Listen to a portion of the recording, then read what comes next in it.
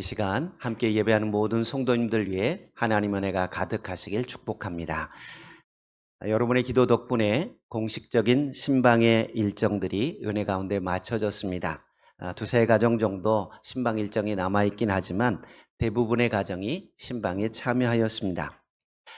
신방을 할 때마다 느끼게 되는 것은 모든 가정마다 어려움이 있다라는 겁니다. 걱정 없는 가정이 없고요. 기도 제목 없는 가정이 없습니다. 이는 교회 다니는 사람들 뿐만이 아닙니다. 세상 모든 사람들이 걱정과 두려움을 가지고 살아갑니다. 누구나 마음을 두렵게 하는 일들이 있기 때문입니다. 두려움의 대상이나 내용이 다를 뿐이지 두려움은 모든 인간이 가지는 공통적인 습관입니다. 이런 두려움은 믿음 없는 사람들 뿐만 아니라 믿음의 사람들도 가지고 있고요. 심지어 성경에 나오는 믿음의 사람들도 두려움을 가지고 살아가고 있습니다. 오늘 본문에는 아브라함의 이야기가 기록되어 있습니다. 아브라함은 믿음의 조상이라 불리우는 사람이지만 사실 그도 사람인지라 오늘 본문에 보면 염려하고 두려워하고 있는 모습을 발견하게 됩니다. 오늘 본문 1절에 보면 하나님께서 아브라함에게 나타나셔서 두려워하지 말라라고 말씀하십니다.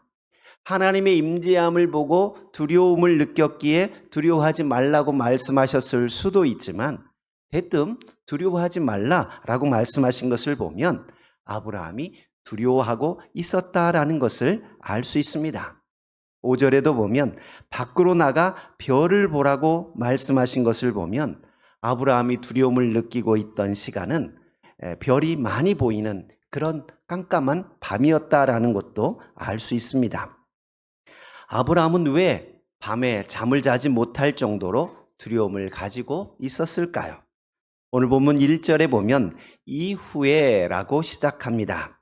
이후에라는 말을 살펴보려면 바로 앞장인 14장을 살펴보아야 합니다. 창세기 14장에는 아브라함이 그돌라오멜과 함께한 연합군을 물리친 내용이 기록되어 있습니다. 소돔 왕이 12년 동안 엘람 왕을 섬기다가 배반했습니다. 그러자 엘람 왕 그돌라오멜은 다른 4명의 왕들과 연합해서 소돔을 공격하였고 모든 재물을 약탈해 갔습니다. 이때 소돔에 거주하던 아브라함의 조카 롯도 함께 사로잡혀 갑니다.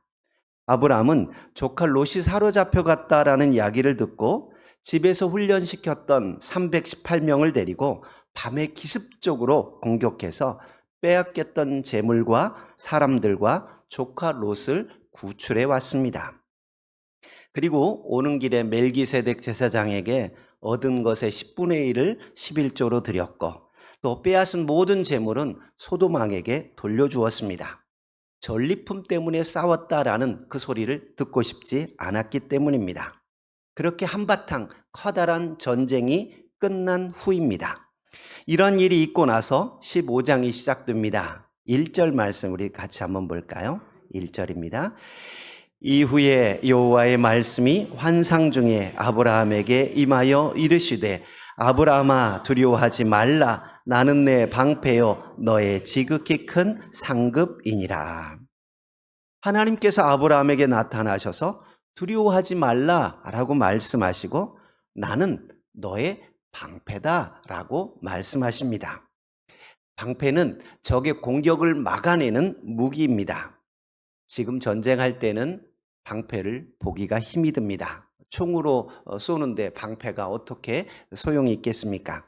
그러나 과거 아브라함 당시에는 칼과 창을 막아내는 가장 유용한 무기가 방패였습니다.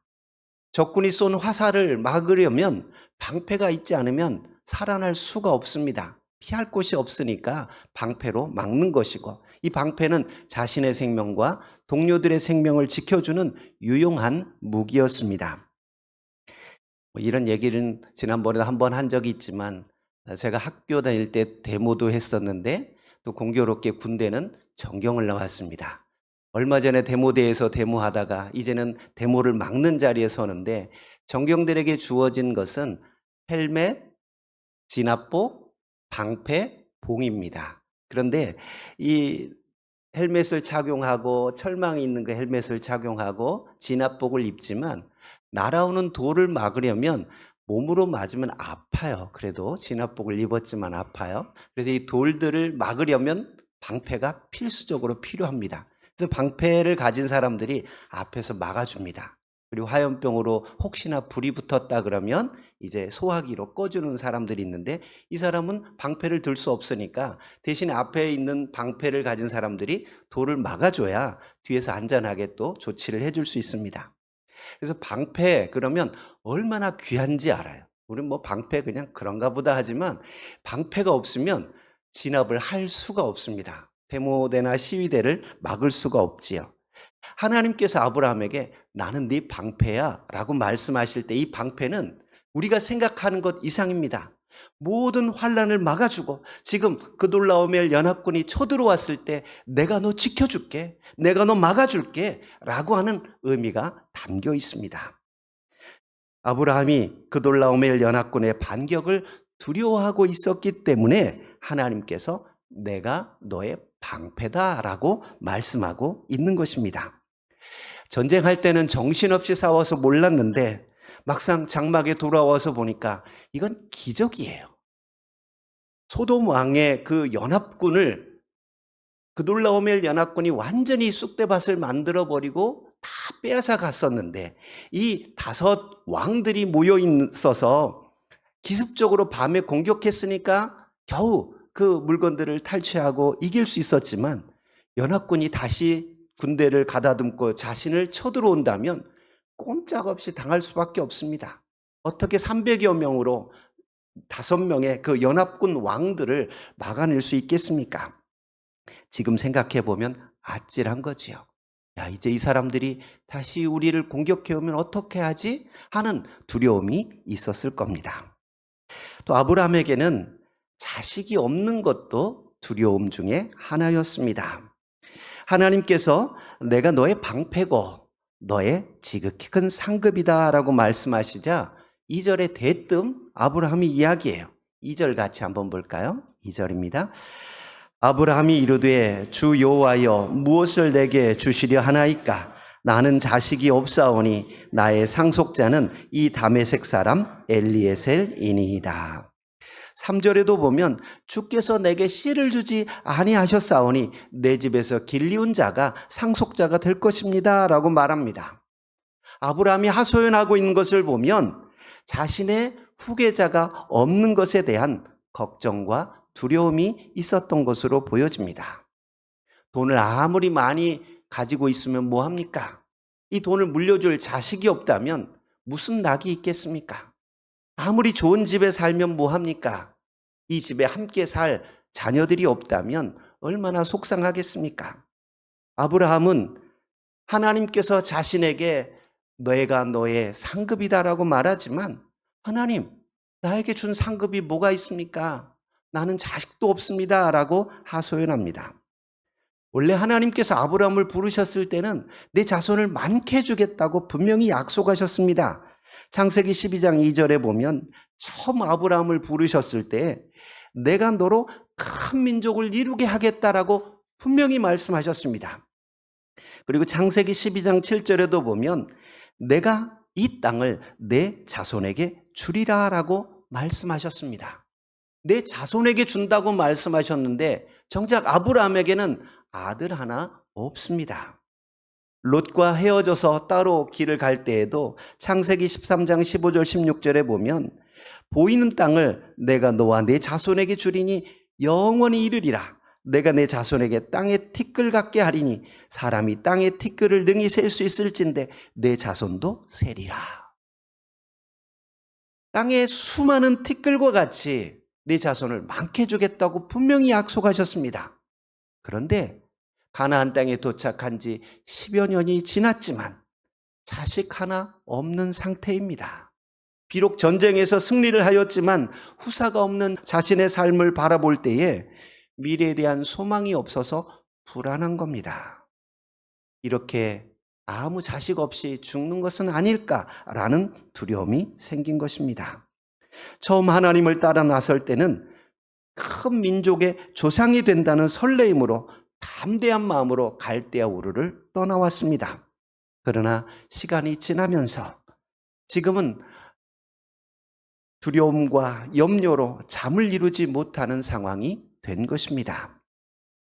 우리들도 비슷한 경험을 하지요. 은혜 받을 때는 어떻습니까? 정말 뜨거울 때는 밥 안 먹어도 배부릅니다. 잠 안 자도 기도하는 게 즐겁습니다. 당장 먹을 쌀이 없어도 걱정이 없습니다. 하나님이 채워주겠지. 평안합니다. 그런데 믿음이 식어지고 은혜가 사라지는 순간 담대함과 용기는 온데간데 없이 사라지고 두려움과 걱정이 마음에 가득하게 됩니다. 이때 우리는 어떻게 해야 할까요? 오늘 본문을 살펴보면서 두려움과 염려를 벗어나는 비결을 발견했으면 좋겠습니다. 오늘 본문에 보니까 이런 아브라함의 상황을 누구보다도 잘 아시는 분이 계십니다. 바로 하나님이십니다. 하나님께서 두려움 가운데 있는 아브라함에게 말씀으로 다가오십니다. 오늘 본문에 보면 반복되는 단어가 있습니다. 1절 처음 부분에 보면 이후에 여호와의 말씀이 환상 중에 아브라함에게 임하여 이르시되라고 말하고 있고요. 4절에도 보면 여호와의 말씀이 그에게 임하여 이르시되, 5절 중반에도 또 그에게 이르시되, 7절에도 그에게 이르시되, 9절에도 그에게 이르시되, 18절에도 언약을 세워 이르시되. 우리 함께 읽은 본문 속에 이르시되 이르시되 이르시되 계속 말씀하시는 장면이 나옵니다. 한 번만 해도 될 텐데 왜 이렇게 자주 이야기하고 있을까요? 그것은 두려움 가운데 있던 아브라함에게 하나님이 말씀을 주셨다라는 것을 강조하고 있습니다. 하나님의 말씀이 임할 때 회복의 역사는 일어난다는 사실 기억하십시오. 시편 기자는 주의 말씀이 내 발의 등이요 내 길의 빛이라고 고백합니다. 하나님의 말씀이 임할 때 어둠이 물러가고요. 하나님의 말씀이 임할 때 내 앞에 길이 보이기 시작합니다. 하나님의 말씀이 임할 때 두려움이 사라지고 평안함이 찾아옵니다.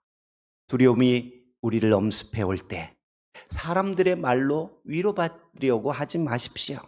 하나님 말씀 붙잡을 수 있기를 축복합니다. 사무엘하 22장 31절에 보면 다윗은 이런 고백을 합니다. 하나님의 도는 완전하고 여호와의 말씀은 진실하니 그는 자기에게 피하는 모든 자에게 방패시로다. 하나님께 피하고 하나님을 의지하면 하나님이 방패가 되어주시고 하나님의 말씀은 완전하고 진실하여서 우리를 지켜준다라고 말씀합니다. 하나님께서는 말씀으로 천지를 창조하셨습니다.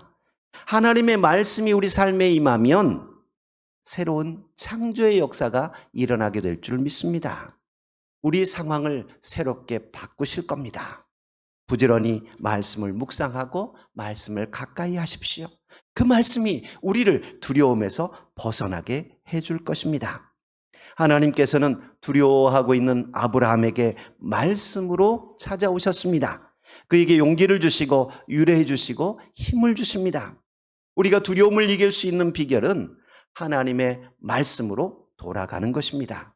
하나님 말씀 가운데 위로가 있고 용기가 있고 힘이 있습니다. 다른 것에서 위로를 찾으려고 하지 마십시오. 하나님 말씀 가운데 위로와 회복을 경험할 수 있기를 축복합니다. 이런 비밀을 깨달았던 시편 기자는 시편 119편 50절에서 말합니다. 이 말씀은 나의 고난 중의 위로라. 주의 말씀이 나를 살리셨기 때문이니라 라고 고백하고 있습니다. 하나님의 말씀이 우리를 살리고 회복시킨다는 사실 기억하시기 바랍니다. 그러면 하나님께서 아브라함에게 주셨던 구체적인 말씀이 무엇입니까? 하나님께서 아브라함에게 주셨던 말씀은 나는 내 방패다라는 말씀이었습니다. 하나님께서 방패가 되어주셔서 너를 보호해주겠다라고 말씀하십니다. 내가 너의 전쟁을 책임져주고 내가 너를 지켜주겠다고 말씀하십니다. 세상 사람들은 자신을 지키는 방패를 세상적인 것에서 찾을 때가 많습니다. 건강이 나를 지켜줄 거라고 생각하지만 그렇지 않습니다. 돈이 나를 지켜줄 거라고 생각하고 친구들이나 가족들이 나를 지켜줄 거라고 생각합니다. 그러나 여러분, 건강할 때는 뭐든 할 수 있을 것 같아요. 내가 이 일 그만둬도 내가 할 일 얼마든지 있고 나는 밥 벌어 먹고 살 수 있고 내 가족 굶기지 않을 자신이 있다라고 말합니다. 그러나 나이 들고 여기저기 아프기 시작하면 내 건강을 내가 믿을 수가 없고 건강이 나를 더 이상 지켜주지 못한다는 것을 깨닫게 됩니다. 여러분, 돈이 나를 지켜줄 것 같지요? 그런데 모을 때는 힘들게 모으지만 없어질 때는 한순간에 없어지는 게 돈입니다. 물론 돈이 있으면 당장 급한 불을 끌 수 있습니다. 돈으로 해결할 일들이 많이 있습니다. 돈만 주면 모든 문제들을 막아주는 방패가 되는 것처럼 보입니다. 그러나 돈으로 감당할 수 없는 일들이 얼마나 많은지 모릅니다. 돈은 우리의 영원한 방패가 되지 못합니다. 친구들도 마찬가지입니다. 내가 힘이 있고 영향력이 있을 때는 주변에 사람들이 많이 모이지만 정작 어려움에 처하면 다 떠나가 버립니다. 가족도 마찬가지입니다. 인간은 한계를 가지고 있기 때문에 나를 완전하게 지켜줄 방패가 되지 못합니다. 바라기는 하나님을 나의 방패로 삼으시기 바랍니다. 그래서 모세는 신명기 33장 29절에 말합니다. 이스라엘이여 너는 행복한 사람이로다. 여호와의 구원을 너같이 얻은 백성이 누구냐? 그는 너를 돕는 방패시요 내 영광의 칼이시로다 라고 선언합니다. 하나님이 너의 방패다라고 이야기하고 있습니다. 다윗은 사무엘하 22장 31절에 말합니다. 하나님의 도는 완전하고 여호와의 말씀은 진실하니 그는 자기에게 피하는 모든 자에게 방패시로다. 하나님이 방패가 되어준다라고 분명하게 말씀하고 있습니다. 시편 28편 7절에도 말합니다. 여호와는 나의 힘과 나의 방패시니 내 마음이 그를 의지하여 도움을 얻었도다. 하나님이 내 인생의 방패가 되어주셨다고 여러 곳에서 고백하고 있습니다. 하나님이 우리의 방패가 되어주시면 사탄의 모든 공격을 막아낼 수 있습니다. 죄로부터 우리를 지켜주고 막아주십니다. 어둠과 죽음의 공포로부터 우리를 지켜준다는 사실 기억하십시오. 세상의 것으로 방패 삼지 마시고 하나님을 나의 방패로 삼을 수 있기를 축복드립니다. 하나님을 나의 방패로 삼는다라는 말은 하나님을 의지하는 것을 이야기합니다. 어려운 일을 만나고 두려운 상황이 되었을 때 시시로 주님을 찾고 하나님을 부르십시오. 우리가 급한 일 있을 때 따르릉 전화해서 나 좀 도와줘. 이거 어떻게 해야 돼? 이거 어떻게 해야 돼요? 우리가 급할 때마다 찾는 119가 다 다르지요. 어떨 때는 부모님일 수 있고 어떨 때는 자식들일 수 있고 어떨 때는 친구들일 수 있습니다. 그런데 우리가 정말로 가장 먼저 찾아야 될 분은 하나님입니다. 가장 먼저 의지해야 될 분이 하나님이라는 사실을 기억하십시오. 하나님이 내 인생의 방패가 되어주셔서 우리를 안전하게 보호해 주시고 모든 두려움에서 지켜줄 줄 믿습니다. 두 번째로 아브라함에게 주신 말씀은 내가 너의 지극히 큰 상급이다 라고 말씀하십니다. 나는 너의 지극히 큰 상급이다 라는 말씀은 하나님께서 당신이 축복의 근원이 되시고 아브라함에게 약속하신 복을 이루시는 분임을 이야기하는 것입니다. 만왕의 왕이신 하나님께서 우리와 함께 한다면 그 자체가 커다란 복입니다. 복의 근원이신 하나님이 나와 함께 한다면 우리는 당연히 복을 받을 수밖에 없습니다. 복 가운데 살아갈 수 있는 거지요. 복의 근원이신 하나님께서 우리와 함께 하시면 이보다 더 큰 상급이 어디 있겠습니까? 사랑하는 사람과 살 수만 있다면 가난해도 행복하고 배고파도 행복하고 즐겁습니다. 아무것도 바라지 않습니다. 그저 당신만 곁에 있으면 나는 만족해 라고 이야기합니다. 하나님께서 아브라함에게 나는 너의 상급이야 라고 말씀하십니다. 내가 너에게 있는 것이 너에게 복이고 너와 함께한 것이 복 자체다라고 말씀하시는데 아브라함은 대뜸 이야기합니다. 주 여호와여 무엇을 주시려나이까? 2절에 보니까 대뜸 그렇게 말해요. 하나님은 당신 자신이 상급이고 선물이라고 말씀하시는데 하나님께서 뭘 주려고 합니까? 라고 아브라함은 하나님이 주려고 하는 것에 대해서 묻습니다. 사랑할 때는 뭐라고 이야기합니까? 난 거 다 필요 없어. 당신 자체가 선물이야. 당신이 나하고 함께 있는 것만으로도 나는 행복해. 당신이 복 자체고 선물 자체야 라고 말합니다. 근데 사랑이 식어지면 어떻게 말합니까? 뭐 사왔어? 뭐 줄 건데? 뭐 해줄 수 있는데? 그 사람이 뭔가 주는 것에 집중하게 되지요.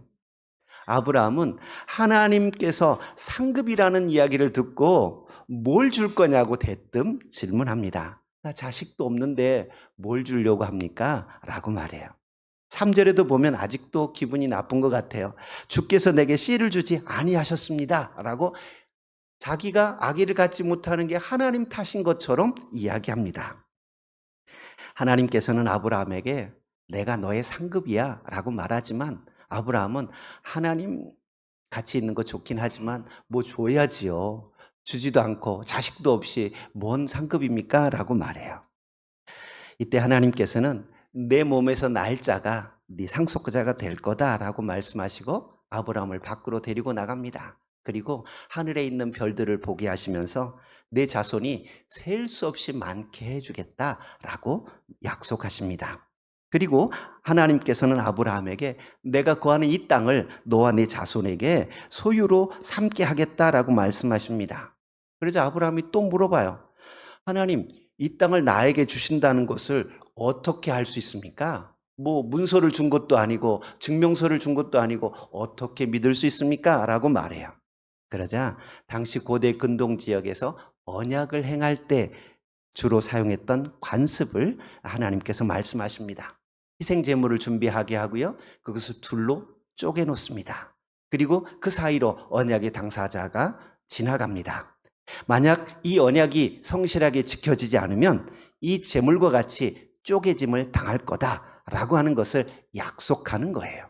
사실 무서운 거지요. 너와 나의 이 약속은 생명을 걸고 하는 약속이야 라는 것을 이야기하는 겁니다.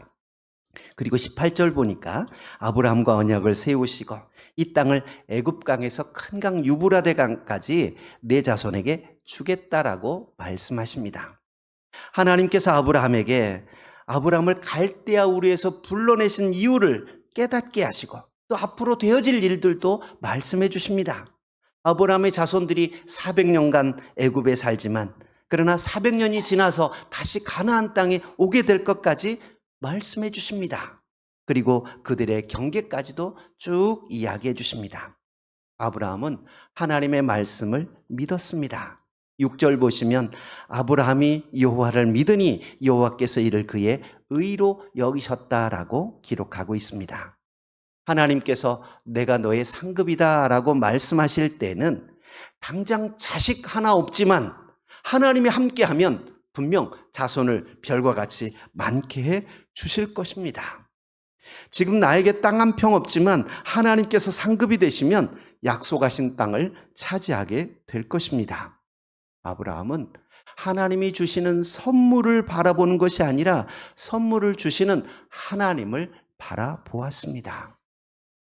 사랑하는 성도 여러분, 우리가 이 땅을 살아가면서 돈이 많으면 걱정거리가 없고 돈이 나를 안전하게 지켜줄 거라고 생각할 때가 많습니다. 내가 건강관리 잘하면 이 건강이 나와 내 가족을 지켜줄 거라고 생각할 때가 많이 있습니다. 그러나 우리가 의지하던 방패들이 하나씩 무너져 갈 때 우리는 두려움을 느끼고 염려할 수밖에 없습니다. 이때 우리는 하나님의 말씀을 붙잡을 수 있기를 축복드립니다. 내가 너의 방패다라고 하시는 그 말씀을 기억하고 하나님께 피하십시오. 사람을 의지하고 세상을 의지하지 말고 하나님께 피하고 하나님을 의지하는 믿음의 성도들 될 수 있기를 바랍니다. 하나님께서 방패가 되어주셔서 우리의 모든 어려움을 막아주시고 모든 두려움을 물리치고 안전하고 평안하게 인도해 주실 것입니다. 또한 우리는 하나님께서 우리의 상급이심을 기억해야 하겠습니다. 처음 교회 다닐 때는 예수 믿으면 물질의 복을 받는다더라. 예수 믿으면 병원에서 고칠 수 없는 병을 고친다더라. 그 현상에 집중하며 교회에 올 수 있습니다. 그러나 우리는 믿음의 눈을 들어서 물질이 아니라 나에게 주시는 복을 보는 게 아니라 복을 주시는 하나님을 바라볼 수 있기를 축복드립니다. 자식 생기기 위해서 이 하나님을 믿는 게 아니라 하나님 자체를 믿고 받아들이면 자식은 덤으로 오는 거예요. 물질만을 바라보며 신앙생활하는 게 아니라 하나님을 바라보면 그 물질은 자연스럽게 주어지는 겁니다. 하나님을 내 인생의 상급으로 기억하시고 온전히 신뢰하며 나아갈 수 있기를 축복드립니다. 언약하신 것을 이루시는 하나님, 그 하나님을 온전히 신뢰하며 모든 두려움을 떨쳐버리고 오늘도 담대하게 살아가는 우리 모두가 될 수 있기를 축복합니다. 은혜로우신 하나님 감사합니다. 오늘도 하나님 전에 나와 예배할 수 있도록 은혜 주시고 은총 가운데 거하게 하시니 감사합니다. 세상의 것을 의지하며 살지 않게 하시고 하나님께서 우리의 방패시고 하나님께서 상급이심을 기억하게 하시고 우리에게 다가오는 모든 두려움을 이겨나갈 수 있는 믿음의 성도들 다 되게 하여 주옵소서. 예수님 이름으로 기도하옵나이다. 아멘.